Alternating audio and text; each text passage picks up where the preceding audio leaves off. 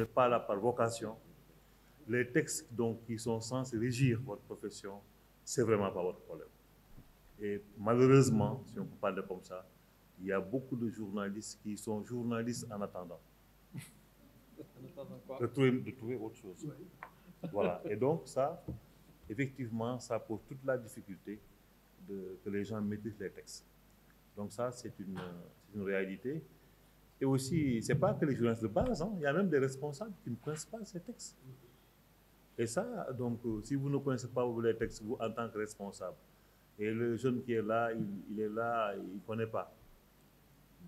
Vous voyez, c'est toute la difficulté, en fait. Mais je pense que ceux qui sont là, dans la profession, par vocation, ils font l'effort de connaître les textes.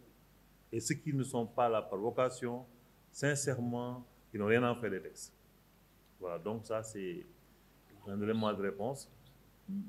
Mais on ne va pas s'en arrêter là, parce que quand même, il y va de la crédibilité de l'information et que la corporation, les entreprises de presse, les patrons de presse, les rédactions doivent faire vraiment l'effort de diffuser en interne ces textes-là, parce que ça peut leur éviter beaucoup de déboires sur le plan juridique.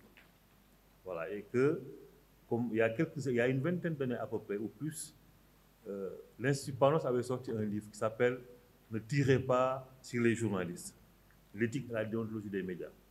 Et à l'époque, on était dans les années 90, ça venait de commencer. Voilà.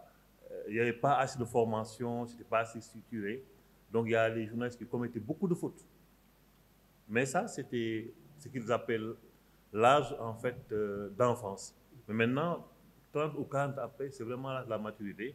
Et que ces questions de maîtrise des textes éthiques et déontologiques, je pense que c'est des choses à régler en urgence. En tout cas, si les gens veulent vraiment faire du journalisme sérieux. J'ai peut-être, bon, c'est un peu dommage qu'il soit parti, mon jeune collègue Diao, mais j'ai un commentaire, je l'ai un peu suivi par rapport à s'il faut que les gens soient exonérés, il faut qu'ils signent d'autres textes, les entreprises de presse. Mais je ne l'ai pas assez suivi quand il dit que les entreprises de presse, c'est comme les entreprises. Non, sincèrement, non. Ma ferme conviction, c'est que les entreprises de presse ne sont pas comme Sénico ou bien comme Dassonatel. Et que les entreprises de presse jouent un rôle d'intérêt général. Et que l'éducation, les fonctions des médias, des fonctions d'information, d'éducation, de divertissement, et de ce point de vue-là, ce n'est pas pareil qu'une entreprise commerciale basique. Et moi, en tant que sociologue des médias depuis presque plus d'une vingtaine d'années, quand je visite les entreprises de presse, je sais que ce n'est pas ça. Matériellement, vous sentez que ce n'est pas ça. Mais si en plus on veut leur donner un régime fiscal radical, sincèrement, ça va être compliqué. J'ai fait des enquêtes au Bénin, j'ai fait des enquêtes au Togo, j'ai fait des enquêtes au Burkina, au Sénégal, mais quand j'entre dans les entreprises de presse, ça m'aime des fois. C'est des gens qui sont là par bonne volonté, parce qu'ils veulent vraiment que ça bouge, mais matériellement, ce n'est pas ça. Donc je pense qu'effectivement, c'est mon intime conviction, la presse doit bénéficier d'un régime fiscal spécifique. Donc ça, c'est mon intime conviction.